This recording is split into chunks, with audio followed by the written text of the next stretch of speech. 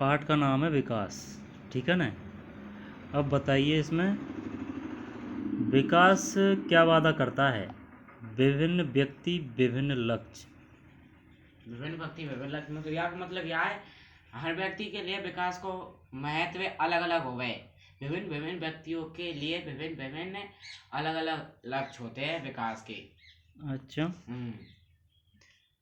आय और अन्य लक्ष्य। आय और अन्य लक्ष्य। आय को बढ़ावो। हम्म, आय को बढ़ावो, प्रति व्यक्ति आय को बढ़ावो, साक्षरता दर बढ़ावो आदि। राष्ट्रीय विकास से आप क्या समझते हैं। राष्ट्रीय विकास में यह देखो जाए कि सबकी बराबरी हो रही है। सबके कोई विरोध में निर्णय ले वालों है। हाँ, विरोध में कोई विरोधी विरोधी है ने। तो हाँ, वहां में कैसे निर्णय ले। हाँ, और मतलब एक और है न्यायपूर्ण सही नए ढंग से तरीके नए ढंग से कामकाज के तरीके।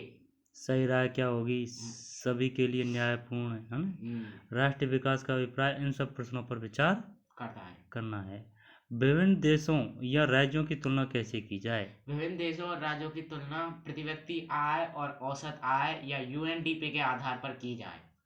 विश्व बैंक की रिपोर्ट में भी आय के आधार पर देशों का वर्गीकरण होता है। किया गया है। आय और अन्य मापदंड। आय और आय के अन्य मतलब प्रति व्यक्ति आय, साक्षरता, शैक्षिक, हम्म, जन्म दर, मृत्यु दर, सुरक्षा, समानता, स्वतंत्रता आदि। आय और अन्य मापदंड है। सार्वजनिक सुविधाएं। सार्वजनिक सुविधाएं वे होवे आपन को ने मिलावटी सामान खराब सामान मिले तो हम्म, सरकार बिन को ने सरकार बिन के लिए ने सरकारी वे चलाए कामकाज। जैसे राशन की दुकान, सरकार द्वारा संचालित राशन की दुकान, विद्यालय, चिकित्सा आदि सरकारी मामला। पाठ्य पुस्तक प्रश्न। सामान्यतः किस देश का विकास किस आधार पर निर्धारित किया जा सकता है। प्रति व्यक्ति आय, साक्षर उक्त सभी। प्रति व्यक्ति आय, औसत साक्षरता स्तर, लोगों की स्वास्थ्य स्थिति, उपरोक्त सभी। उपयुक्त सभी। निम्नलिखित पड़ोसी देशों में से मानव विकास के लिहाज से किस देश की स्थिति भारत से बेहतर है बताइए। श्रीलंका 76। मान लीजिए कि एक देश में 4 परिवार है। इन परिवारों की प्रति व्यक्ति आय 5,000 रुपये है। ठीक है ना। अगर तीनों परिवारों की आय क्रमशः 4,000, 7,000, 3,000 रुपये है तो चौथे परिवार की आय क्या छह है। हजार होगी। क्या होगी। 6,000। 6,000 है।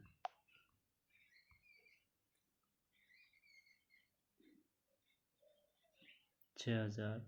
विश्व बैंक के विभिन्न वर्गों का वर्गीकरण करने के लिए प्रमुख मापदंड का प्रयोग करता है। इस मापदंड की अगर कोई है तो सीमा क्या है। विश्व बैंक प्रति व्यक्ति आय मापदंड का उपयोग करता है।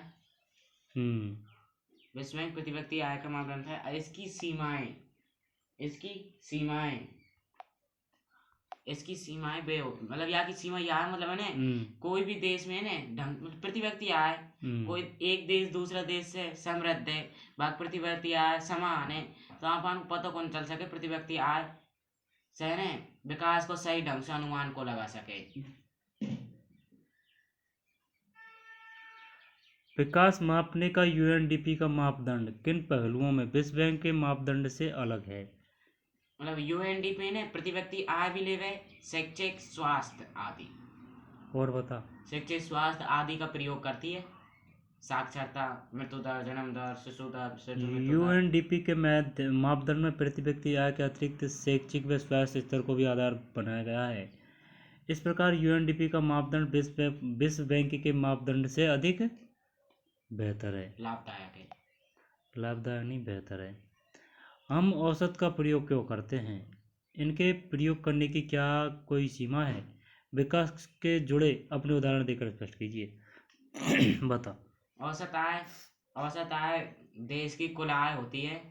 इसे प्रति व्यक्ति को राष्ट्र की कुल आय में कुल जनसंख्या का भाग देकर हम्म, निकाली जाती है।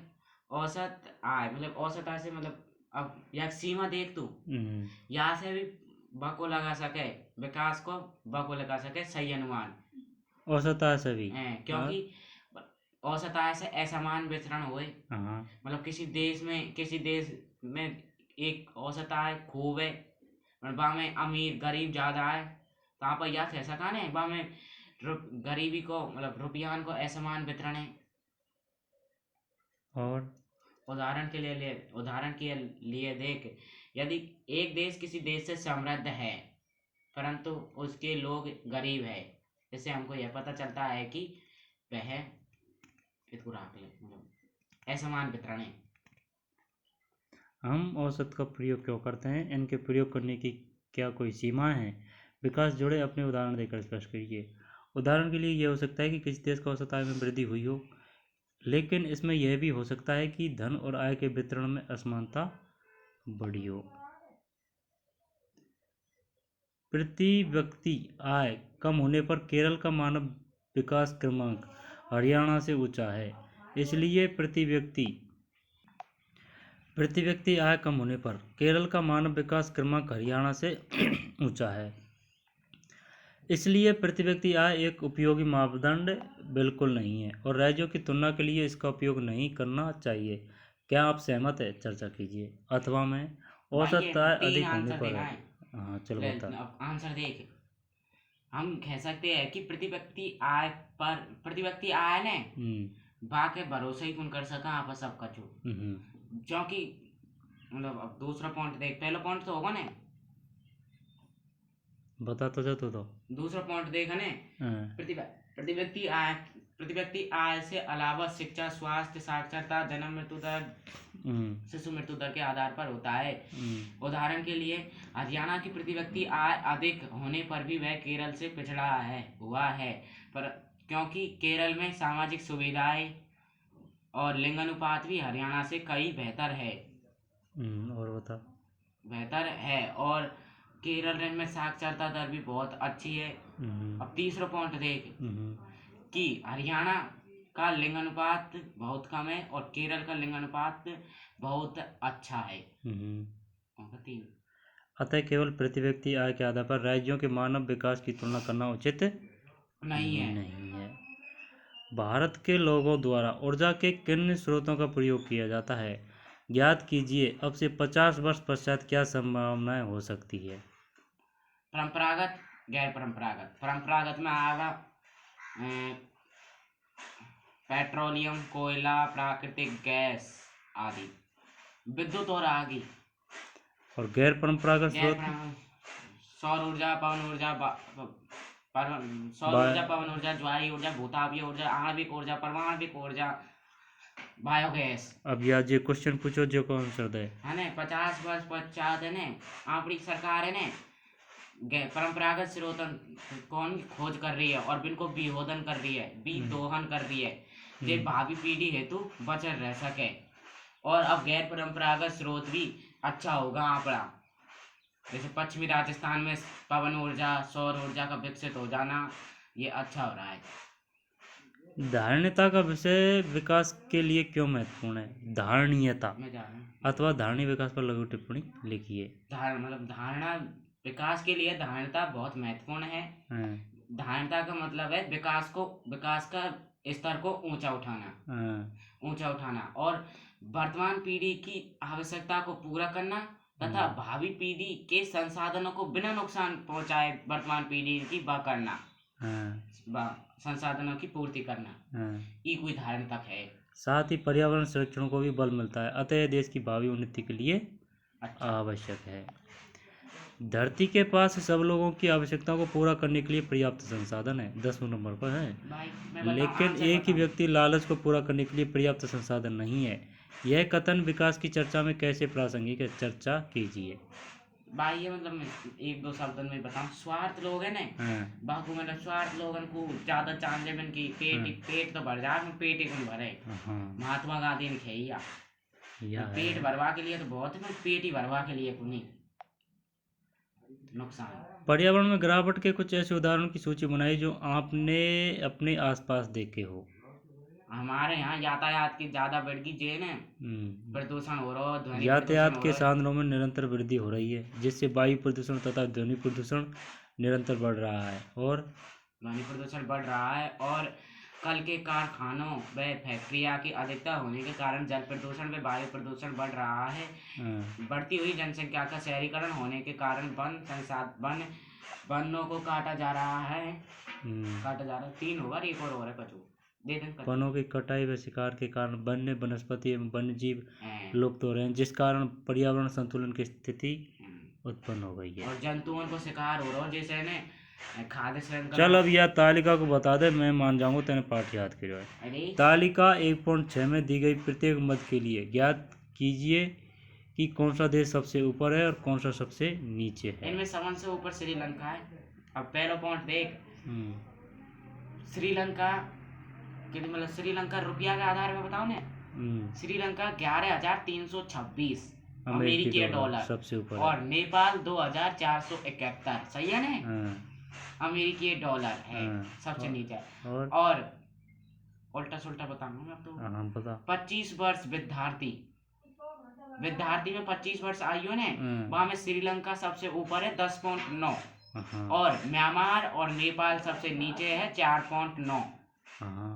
और मैं जन्म दर पे देख, श्रीलंका सबसे ऊपर है 76.6 और 75.5 और पाकिस्तान सबसे नीचे है 66.6।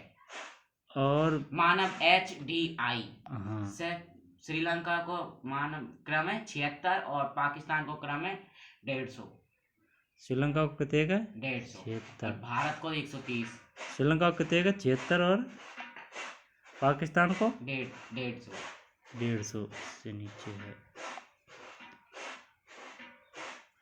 नीचे दी गई श्रृंखला में भारत में वयस्कों 15 से 49 वर्ष वाले जिनका BMI सामान्य से कम है, BMI 18.5 kg का अनुपात दिखाया गया है।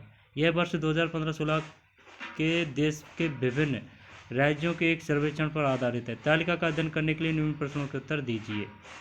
पहला आंसर दे सुन है कि केरल को ने कुपोषण है ना 10.98 ये पुरुषों को, तो जबकि मध्य प्रदेश में 28% है और केरल में महिलाओं को ज्यादा, महिलाओं को कितनी है, महिलाओं को है 10 और हाँ मध्य प्रदेश में 28 ही है और पुरुषों को है 8.5। कर्नाटक में पुरुषों को 1% है, कर्नाटक 17 और महिलाओं को 21। मध्य प्रदेश में पुरुष 28 है और सभी राज्य है ना। अब अन्य महत्वपूर्ण प्रश्न पर आ जा। विभिन्न देशों अथवा राज्यों की तुलना प्राक किस आधार पर बेहतर तरीके से मापी जा सकती है? प्रति व्यक्ति आय पर। एक में व्यय। आर्थिक विकास के अंतर्गत सम्मिलित लक्ष्य है आय में बढ़ोतरी प्रति व्यक्ति आय के आधार पर। देख क्वेश्चन बोल रहा हूँ मैं ना। नियमित रोजगार, नियमित व बेहतर मजदूरी, सुरक्षा व स्वतंत्रता, उपयुक्त सभी। विश्व बैंक की विश्व विकास रिपोर्ट में देशों का वर्गीकरण किस आधार पर किया जाता है? प्रति व्यक्ति आय पर। रुक जा सही है यार। विकास को मापने हेतु आय के अतिरिक्त अन्य कौन सा मापदंड है? साक्षरता, शिक्षित, स्वास्थ्य, उपयुक्त सभी। साक्षरता दर, स्वास्थ्य, प्रति व्यक्ति आय, उपयुक्त सभी। भारत में साक्षरता दर के आधार पर सबसे अच्छी स्थिति निम्न में किस राज्य की? केरल की। भारत के किस आय में वर्ग के देशों में आता है? निम्न, मध्य। एक बता। मध्य। ऑप्शन बोल रहा हूँ ना। उच्च, अति उच्च आय वर्ग, उच्च आय वर्ग, मध्य आय वर्ग। 6 में से। वर्ष 2016-17 के लिए किस राज्य की प्रति व्यक्ति आय अधिक है? हरियाणा की। हरियाणा 7 में है। 2017 के अनुसार निम्न में से कम शिशु मृत्यु दर वाला राज्य कौन सा? केरल। कम शिशु मृत्यु दर केरल। वर्ष 2016 के लिए भारत का विश्व में मानव विकास सूचकांक का क्रमांक कितना? 130। भारत का विश्व में मानव विकास सूचकांक। निम्न में से गैर नवीनीकरणीय संसाधन है? कच्चा तेल। 10 में कच्चा तेल। अलग अलग लोगों के विकास के लक्ष्य खालिस्तान हो सकते हैं। खालिस्तान के लिए लोग मिले जुले लक्ष्यों को देखते हैं। विकास। यदि महिलाएं खालिस्तान कार्य करती है तो घर और समाज में उनका आदर बढ़ता है। बता। वेतनभोगी। वेतनभोगी। 4 है, औसत आयु को खालिस्तान आय भी कहा जाता है। प्रतिव्यक्ति आय। खालिस्तान में गिरावट के परिणाम राष्ट्रीय और राज्य सीमा को ख्याल नहीं करते। दोबारा बोलो। 5 हुए खालिस्तान में गिरावट के परिणाम राष्ट्रीय और राज्य सीमा को ख्याल नहीं करते। पर्यावरण। प्रति व्यक्ति आय का तात्पर्य लिखिए। प्रतिव्यक्ति आय को तात्पर्य बाह्य सूत्र होता है वो। राष्ट्रीय आय बटे जनसंख्या बराबर प्रति व्यक्ति आय। मानव विकास सूचकांक के किन्हीं 2 सूचकों के शिक्षा, स्वास्थ्य। शाबाश। विकास का कोई एक लक्ष्य बताइए। आय में बढ़ोतरी। आय को बढ़ाना। भारत में राज्यों में तुलना करने के कोई 2 आधार बताइए। प्रति व्यक्ति आय, शिक्षा, स्वास्थ्य, साक्षरता।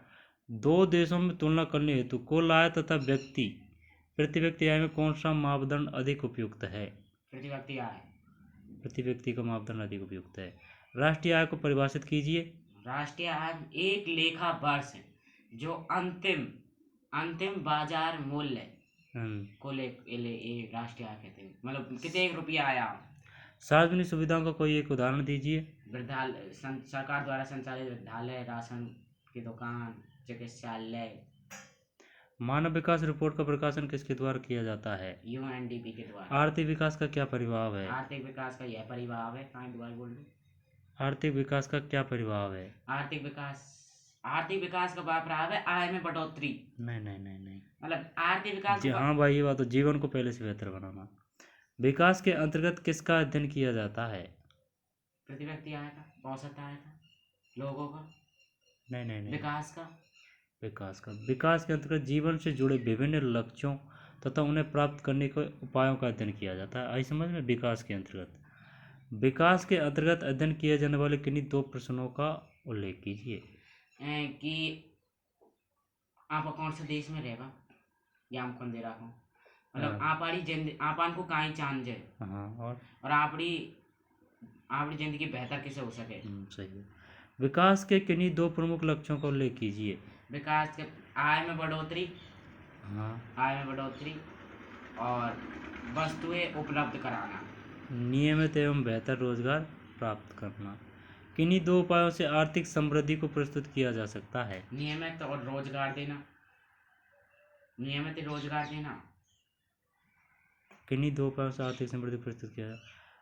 हाँ चलिए मान लिए। और नियमित रोजगार देना और एक और दे दो। बता। दोबारा क्वेश्चन बोल। किन्हीं 2 उपायों से आर्थिक समृद्धि को प्रस्तुत किया जा सके, यानी आर्थिक क्षेत्र में बढ़ोतरी करी जा सके किन कारणों से। मतलब नियमित रोजगार देकर। देखिए हम है सकल घरेलू उत्पादन में वृद्धि। हाँ तीनों, ये सकल घरेलू उत्पादन में भी आवे। तीनों प्रथमा द्वितीय तृतीय क्षेत्र। हाँ और 3 एक और है। नहीं तो वे तो होगा, लेकिन और दूसरा बता। जिसके कि घरेलू उत्पादन में जैसे जीडीपी वगैरह में, और प्रति व्यक्ति आय में वृद्धि। सामान्यतः किन विदेशों की तुलना किस आधार पर की जाती है। विभिन्न देशों की तुलना किस आधार पर की जाती है। प्रति व्यक्ति आय पर या औसत आय पर। राष्ट्रीय आय व प्रति व्यक्ति आय के आधार पर। विकास की धारणीयता का क्या तात्पर्य है।